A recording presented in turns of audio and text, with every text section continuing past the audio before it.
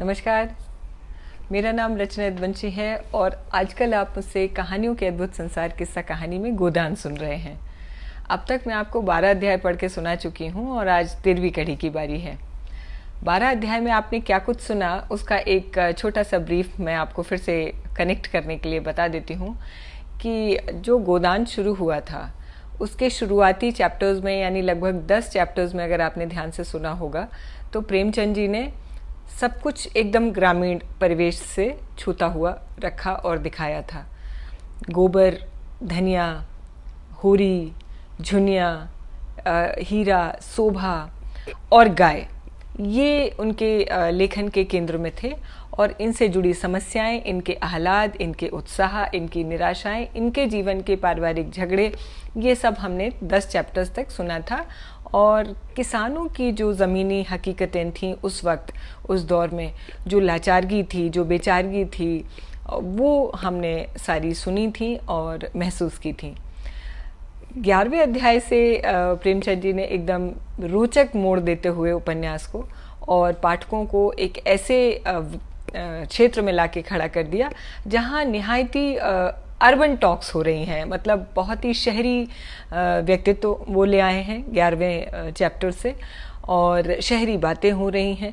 बिल्कुल अगर आप देखें कि 10 अध्याय तक बिल्कुल अलग तरीके का जीवन उन्होंने चित्रित किया था अपने पृष्ठों में, और 11वें अध्याय से जो राय साहब के यहाँ जो धनुष यज्ञ होने जा रहा है और उसका जो शगुन उत्सव होने जा रहा है, हो रहा था बेसिकली, शगुन उत्सव में ही ये सारे जो अर्बन कैरेक्टर्स हैं वो शामिल हुए हैं। तो उनका इंट्रोडक्शन से लेके उनकी बातें ये पिछले 10 अध्याय से आप सुन रहे हैं और आज 13वें अध्याय की बारी है।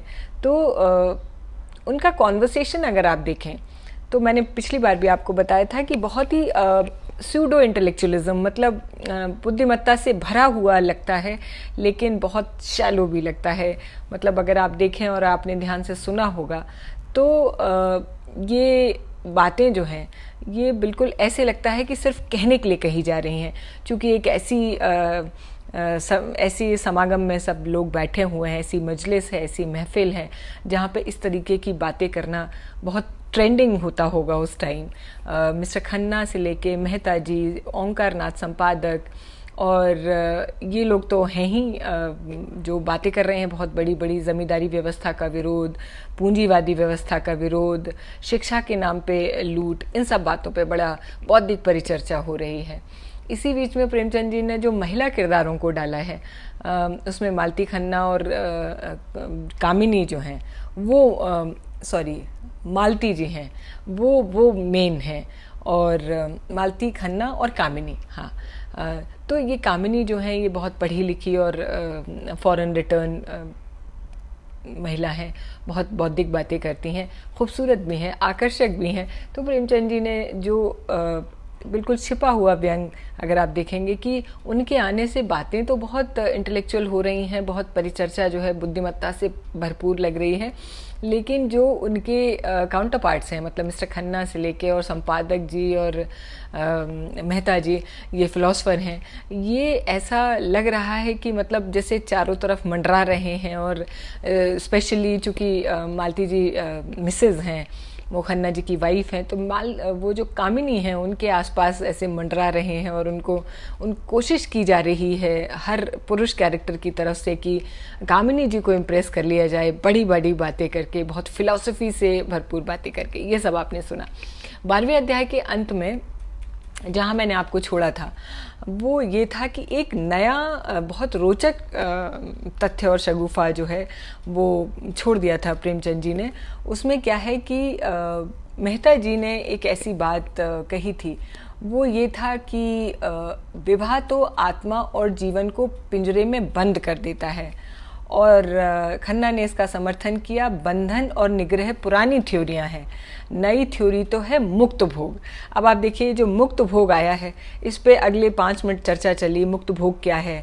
और इस पे मेहता जी ने जब कहा कि नहीं मैं तलाक का तो विरोधी हूँ लेकिन मुक्त भोग सिद्धांत को वो अपना सकते हैं वो लोग जो विवाह नहीं करना चाहते, है ना। और फिर इस पे जब कामिनी जी ने पूछा था कि आप किसे श्रेष्ठ समझते हैं, विवाहित जीवन को या अविवाहित को, तो उनका जवाब था कि समाज की दृष्टि से विवाहित जीवन अच्छा है, लेकिन व्यक्ति की दृष्टि से अविवाहित जीवन ही श्रेष्ठ है। यहाँ पे मैंने ख़त्म किया था। तो अब आप समझ रहे हैं, पाठक जो हैं वो बहुत ज़हीन हैं, गोदान को सुनने वाले, उनको पता लग रहा होगा कि ये सब बातें जो है ना, ये सिर्फ जैसे आज के दौर में क्या कहा जाता है कि एसी हॉल्स में बैठकर जो बड़ी बड़ी डिबेट्स होती हैं जिनका ज़मीनी हकीकतों से कोई वास्ता नहीं होता, ये बिल्कुल उसी तरीके की बातें हैं।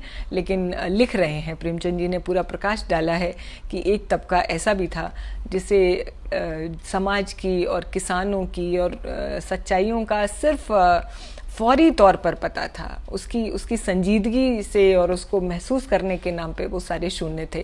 ऐसा मुझे ऐसे लग रहा है पढ़ते वक्त। आगे सुनते हैं 13वां अध्याय। धनुष यज्ञ का अभिनय निकट था। 10 से 1 धनुष यज्ञ, 1 से 3 तक प्रहसन, यह प्रोग्राम था।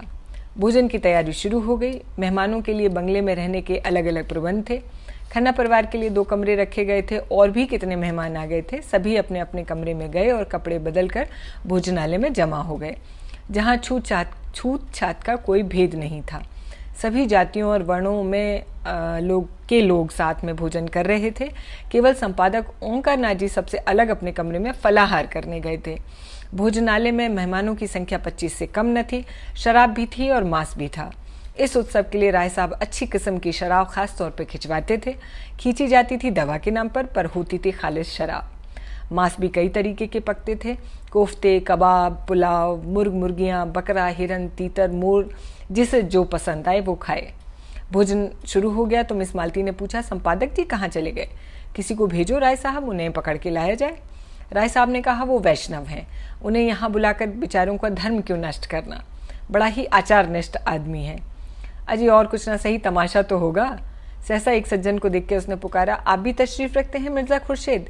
यह काम आपके सुपुर्द, आपकी लियाकत की परीक्षा हो जाएगी। लियाकत माने हुनर। मिर्ज़ा खुर्शीद गोरे चिट्टे आदमी थे, भूरी भूरी मूछें, नीली आंखें, दोहरी देह, चांद के बाल सफाचट, छकलिया अचकन और चूड़ीदार पजामा पहनते थे, ऊपर से हैट लगा लेते थे। सूफी मुसलमान थे, 2 बार हज करके आए थे, मगर शराब खूब पीते थे। कहते थे, जब हम खुदा का एक भी हुक्म कभी नहीं मानते तो दीन के लिए क्यों जान दें। बड़े दिल लगी बाज, बेफिक्रे जीव थे। पहले बसरे में ठीके का कारोबार करते थे। लाखों कमाए, मगर शामत आई कि एक मेम से आशनाई कर बैठे। मुकदमेबाजी हुई, जेल जाते जाते बचे। 24 घंटे के अंदर मुल्क से निकल जाने का हुक्म हुआ। जो कुछ जहाँ था वहीं छोड़ा, सिर्फ 50,000 लेके भाग खड़े हुए। बम्बई में उनके एजेंट थे, सोचा था उनके हिसाब किताब कर लेंगे, जो कुछ निकलेगा उसी में ज़िंदगी कट जाएगी। मगर एजेंटों ने जाल करके उनसे वो 50,000 भी ऐंठ लिए। निराश होकर वो लखनऊ से चले गए। गाड़ी में एक महात्मा से साक्षात्कार हुआ। महात्मा जी ने उन्हें सब्ज बाग दिखाकर उनकी घड़ी, अंगूठियाँ, रुपए सब उड़ा लिए। बेचारे लखनऊ पहुँचे तो देह पर कपड़ों के अलावा कुछ नहीं था। राय साहब से पुरानी मुलाकात थी, कुछ उनकी मदद से और कुछ अन्य मित्रों की मदद से एक जूते की दुकान खोल ली। अब वह लखनऊ की सबसे चलती हुई जूते की दुकान थी। 400-500 रोज की बिक्री थी। जनता को उन पर थोड़े ही दिनों में इतना विश्वास हो गया कि एक बड़े भारी मुस्लिम ताल्लुकेदार को नीचा दिखाकर कौंसिल में पहुंच गए। अपनी जगह पर बैठे बैठे बोले, जी नहीं, मैं किसी का दीन नहीं बिगाड़ता, यह काम आपको खुद करना चाहिए। मज़ा तो तब है जब आप उन्हें शराब पिलाकर छोड़ें, यह आपके हुस्न के जादू की आजमाइश है। चारों तरफ से आवाज़ें आई, हाँ हाँ मिस मालती, आप अपना कमाल दिखाइए। मालती ने मिर्ज़ा को ललकारा, कुछ इनाम देंगे क्या? 100 रुपए की एक थैली। खुश। रुपए? लाख रुपए का धर्म बिगाड़ूं 100 के लिए? अच्छा, आप खुद अपनी फीस बताइए। 1000, एक कौड़ी भी कम नहीं। अच्छा मंजूर। जी नहीं, लाके मेहता जी के हाथ में रख दीजिए। मिर्जा जी ने तुरंत 100 रुपए की नोट जेब से निकाले और उसे दिखाते हुए खड़े होकर बोले, भाइयों, यह हम सब मर्दों की इज्जत का मामला है। अगर मिस मालती की फरमाइश न पूरी हुई तो हमारे लिए कहीं मुंह दिखाने की जगह न रहेगी। अगर मेरे पास रुपए होते तो मैं मिस मालती की एक एक अदा पर 1-1 लाख कुर्बान कर देता। एक पुराने शायर ने अपने माशूक के काले तिल पर समरकंद और बुखारा के सूबे कुर्बान कर दिए थे। आज आप सभी साहबों की जवां मर्दी और हुस्न परस्ती का इम्तहान है। जिसके पास जो कुछ है, सच्चे सूरमा की तरह कदम न हटाइए। मर्दों, रुपए खर्च हो जाएं तो हो जाएं, नाम हमेशा के लिए रह जाएगा। ऐसा तमाशा लाखों में भी सस्ता है। देखिए चलिए, लखनऊ के हसीनों की रानी एक जाहिद पर अपने हुस्न का मंत्र कैसे चलाती हैं। भाषण समाप्त करते ही मिर्जा जी ने हर एक की जेब तलाशी शुरू की। पहले मिस्टर खन्ना की तलाशी हुई। उनकी जेब से 500 रुपये निकले, जेब से 5 रुपये निकले। मिर्जा ने मुंह फीका करके कहा, वाह खन्ना साहब, नाम बड़े और दर्शन थोड़े। इतनी कंपनियों के डायरेक्टर, लाखों की आमदनी, आपके जेब में मात्र 5 रुपये। लाहौल बिला कुव्वत। कहाँ है मेहता? आप जरा मिसेस खन्ना से कम 100 रुपये तो वसूल करके लाएं। खन्ना खिसियाकर बोले, अजी उनके पास एक पैसा भी ना होगा। कौन जानता था कि आप यहाँ तलाशी लेने लगेंगे। खैर आप खामोश रहिए, हम तकदीर तो आजमा लें। अच्छा तो मैं जाकर उनसे पूछता हूँ। जी नहीं, आप यहाँ से हिल नहीं सकते। मिस्टर मेहता, आप फिलोसफर हैं, मनोविज्ञान के पंडित हैं, देखिए अपनी भद्द न करवाइएगा। मेहता शराब पीकर मस्त हो जाते थे। उस मस्ती में उनका दर्शन उड़ जाता था और विनोद सजीव हो जाता था। लपक कर मिसेस खन्ना के पास गए और 5 मिनट में ही मुंह लटका कर लौट आए। मिर्जा ने पूछा, अरे क्या खाली हाथ आए हैं? राय साहब हंसे, काजी के घर में चूहे भी सयाने होते हैं। मिर्जा ने कहा, हो बड़े खुशनसीब खन्ना, खुदा की कसम। मेहता ने कहा मारा, जेब से 100 रुपए के 5 नोट निकाले। मिर्जा ने लपक कर उन्हें गले लगा लिया। चारों तरफ से आवाज़ें निकली, कमाल है, मानता हूँ उस्ताद, क्यों ना हो, फिलोसफर जो ठहरे आप। मिर्जा ने नोटों को आंखों से लगाकर कहा, भाई मेहता, आज से मैं तुम्हारा शागिर्द हूँ, बताओ क्या जादू मारा। मेहता अकड़ के बोले, लाल लाल आंखों से ताकते हुए बोले, अजी कुछ नहीं, ऐसा कौन सा बड़ा काम है? जाकर पूछा अंदर आऊँ? बोली, आप हैं मेहमान तो आप आइए। मैंने अंदर जाकर देखा, वहाँ लोग ब्रिज खेल रहे हैं। अंगूठी 1000 से कम की नहीं है, आपने तो देखा है। बस वही, आपके पास रुपए हों तो 500 रुपये देकर 1000 की चीज़ ले लीजिए, ऐसा मौका फिर न मिलेगा। मिस मालती ने इस वक्त रुपए न दिए तो बेदम निकल जाएंगी। पीछे से कौन देता है? शायद इसीलिए उन्होंने अंगूठी निकाली है कि 500 रुपये किसके पास धरे होंगे। मुस्कुराई और चट अपने बटुए से 5 नोट निकाल के दे दिए। बोली, मैं बिना कुछ लिए घर से निकलती नहीं हूँ, न जाने कब किसकी ज़रूरत पड़ जाए।